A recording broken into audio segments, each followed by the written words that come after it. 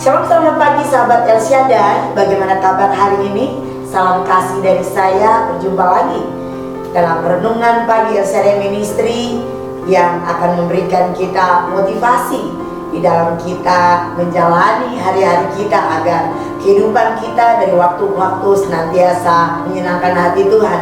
Mari saudaraku yang terkasih dalam Tuhan, sebelum kita melanjutkan segala kegiatan dan aktivitas kita, mari kita siapkan hati kita, pikiran kita untuk mau menerima kebenaran firman Tuhan. Mari bersatu teduh dan berdoa bersama dengan saya. Kami datang kepadamu Tuhan di pagi hari yang indah ini. Kami menaikkan ucapan syukur oleh karena kasih anugerah dan pertolongan Tuhan, pemeliharaan Tuhan, perlindungan Tuhan bagi kami semua, sehingga kami boleh menikmati hari yang baru yang Kau anugerahkan bagi kami dengan nafas kehidupan yang masih kami miliki sampai dengan hari ini. Terima kasih Tuhan. Sebelum kami menjalani segala rutinitas kami di sepanjang hari ini, kami datang kepadamu dengan kerendahan hati kami untuk mau ditaburi kebenaran firman-Mu yang akan memberikan kami tuntunan agar kami tetap kuat menjalani hari-hari kami.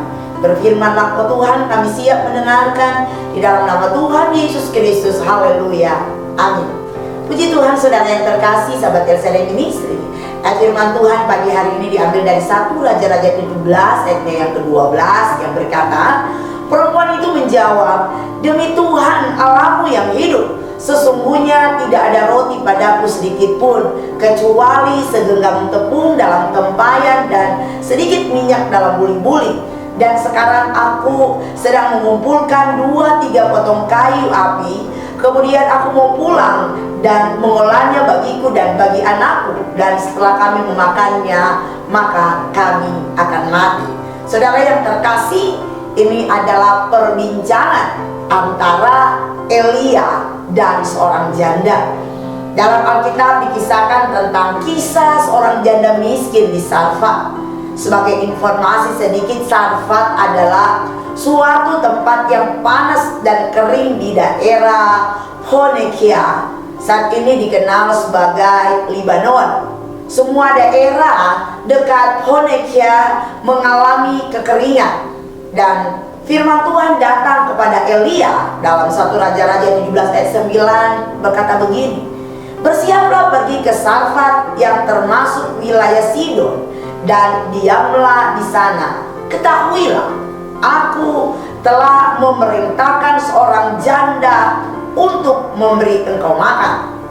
Dan kemudian Elia mengikuti perintah Tuhan, dan menurut Alkitab, janda miskin tersebut bertemu dengan Nabi Elia. Kemudian Elia meminta minum dan makan kepadanya. Padahal janda tersebut adalah seorang janda yang miskin yang tidak memiliki apa-apa lagi selain segenggam tepung dan sedikit minyak yang hanya cukup diolah, dimakan sekali saja bagi dia dan anaknya. Janda ini memiliki sebuah pergumulan yang sangat berat. Akibat kemarau panjang yang dialami, persediaan makanan dari waktu ke waktu semakin menipis. Ia dan anaknya tidak tahu lagi apa yang akan mereka perbuat di hari esok. Itu sebabnya dikatakan dalam ayat Alkitab bahwa sudah memakan makanan yang terakhir mungkin mereka akan mati. Menurut dia dan anaknya akan mati karena persediaan makanan yang sudah habis. Saudara, dalam pergumulan yang sedemikian berat, tiba-tiba ada orang yang datang meminta makanan kepadanya. Tentu saudara wajar jika janda ini merasa keberatan untuk berbagi makanan. Tetapi melalui perbincangan janda ini dengan Elia terus berusaha meyakinkan kepada janda ini bahwa tepung dalam tempayan dan minyak dalam buli-bulinya tidak akan habis selama musim kemarau. Saudara, ini memerlukan sebuah keyakinan yang sungguh-sungguh dari janda ini. Apakah ketika Elia berkata begitu, janda ini mau berbagi atau tidak? Singkat cerita, janda tersebut akhirnya bersedia membagikan roti yang dimasaknya untuk Elia. Ternyata benar saudara, tepung dalam tempayan dan minyak dalam buli-buli itu tidak habis selama musim kemarau, walaupun diambil setiap hari sampai datangnya musim hujan. Saudaraku yang terkasih dalam Tuhan, mungkin banyak di antara kita yang berpikir ini adalah hal yang biasa, atau mungkin kita menganggap bahwa cerita ini hanyalah sebuah dongeng. Tetapi jika kita mau merenungkan sejenak, maka kita akan mengerti ada pesan serius, ada pesan penting yang Tuhan ingin sampaikan kepada saya dan saudara melalui cerita ini. Saudara, mari kita bayangkan mengapa Allah memilih seorang janda miskin ini.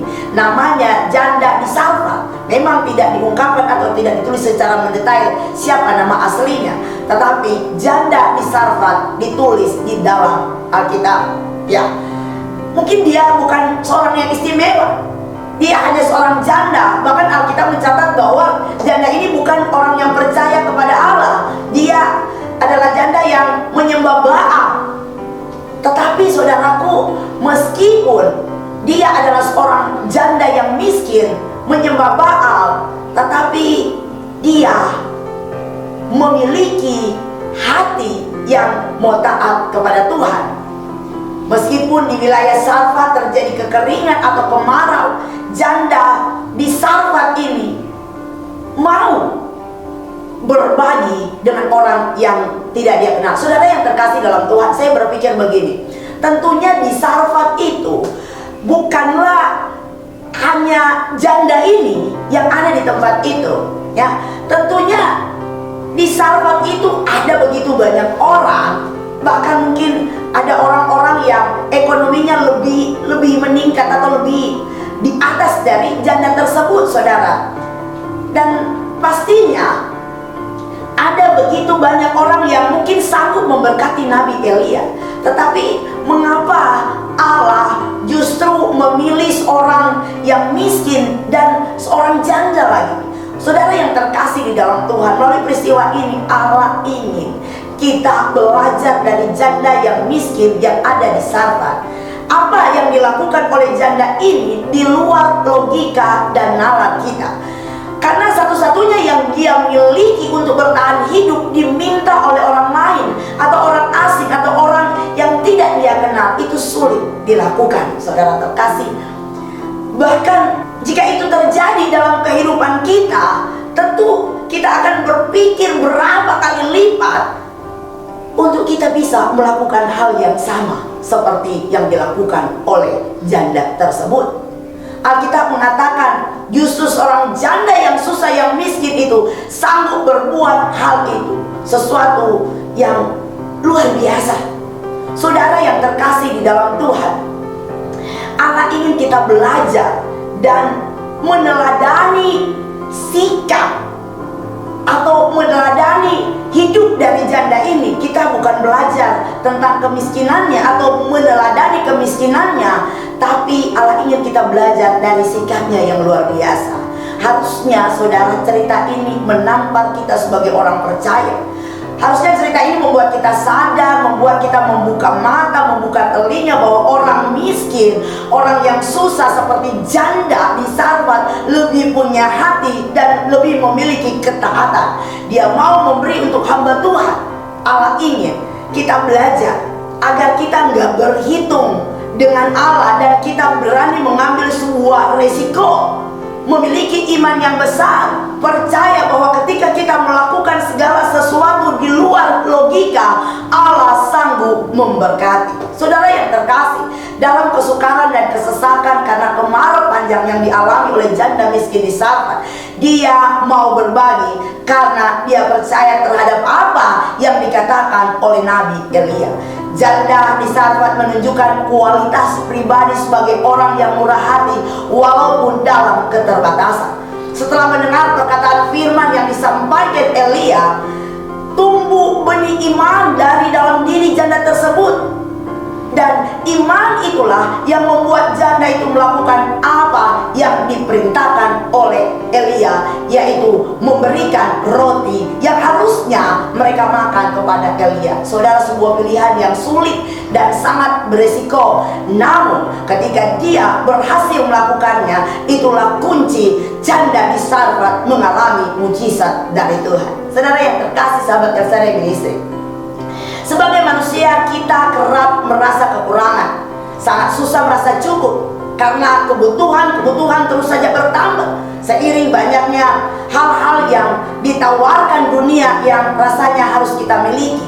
Apalagi setelah kita melihat teman kita, saudara kita, atau tetangga kita memiliki ini dan itu, kita pun rasanya memiliki keinginan untuk memiliki apa yang mereka miliki sebelum dicap bahwa kita ketinggalan zaman. Nah, hal-hal seperti itu akan terus menghambat kita untuk berbuat sesuatu yang baik. Dan kita tidak tertarik untuk melakukan sesuatu yang kecil sekalipun, karena kita merasa bahwa kita tidak cukup. Kita selalu merasa kurang. Akibatnya kita menjadi pelit, serakah, dan enggan untuk menabur, memberi persembahan, memberkati pekerjaan Tuhan, apalagi memberkati hamba Tuhan, atau ketika kita diminta untuk mengembalikan milik Tuhan. Padahal jika kita menyimak baik-baik cerita ini, buah dari ketaatan, buah dari keikhlasan, buah dari kepercayaannya, buah dari imannya membuat janda dan anaknya itu terpelihara, tercukupkan selama beberapa waktu.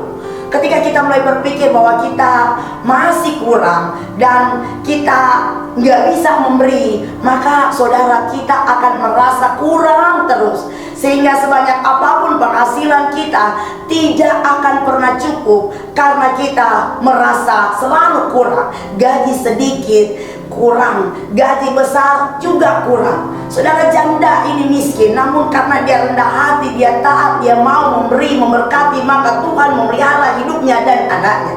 Jika ada orang percaya yang bekerja siang malam dan selalu nggak cukup, mari belajar dari janda yang berada di Sarfat. Saudara yang terkasih dalam Tuhan, Kolose 3 ayat 23-25 berkata begini: apapun juga yang kamu perbuat, perbuatlah dengan segenap hatimu seperti untuk Tuhan dan bukan untuk manusia. Kamu tahu bahwa dari Tuhanlah kamu akan menerima bagian yang ditentukan bagimu sebagai upah. Kristus adalah Tuhan dan kamu hambanya.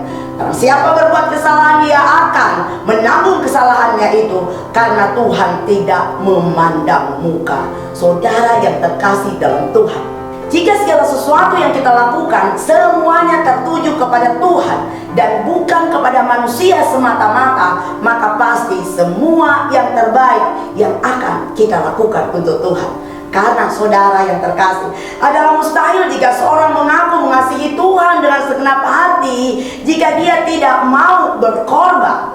Firman Tuhan katakan ada upah dari apa yang kita lakukan ketika kita mengasihi Tuhan. Mari belajar saudara dari janda miskin yang berada di Sarfat. Dia berani mengambil resiko antara hidup dan mati.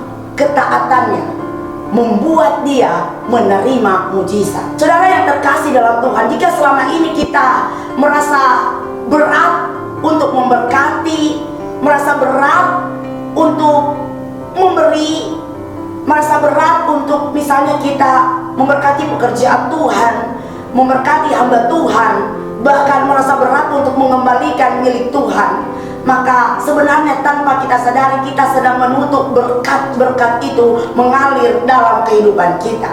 Jika kita belum taat, mari hari ini buatlah keputusan untuk belajar taat. Buatlah komitmen dengan Tuhan dan percayalah akan janji-janji Tuhan. Saudara yang terkasih sahabat El Shaddai Ministry, keputusan yang benar akan menentukan masa depanmu. Dan ketaatan serta komitmen kita akan menentukan keberhasilan dan keberuntungan kita. Haleluya.